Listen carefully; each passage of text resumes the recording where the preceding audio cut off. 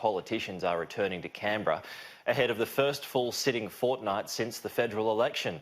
The government will this week attempt to push its counter-terrorism bill through Parliament, banning individuals who pose an ongoing security risk from returning to Australia for 2 years. It also has its sights on repealing the Medivac legislation, which allows the medical transfer of asylum seekers from Manus Island and Nauru to Australia.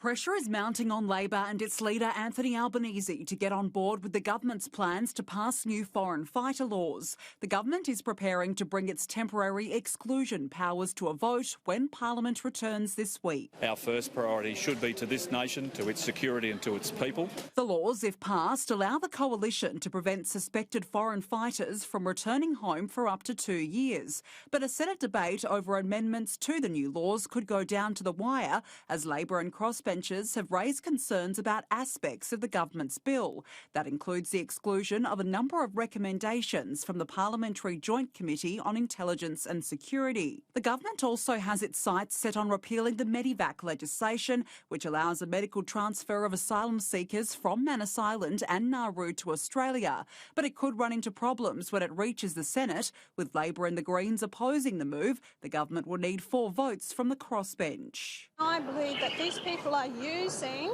this bill to get into the country. 2 votes from One Nation and 1 from Corey Bernardi, but not from Centre Alliance. If it is repealed, people will die. Meaning Jackie Lambie could be the decider. Danica Di Giorgio, Sky News.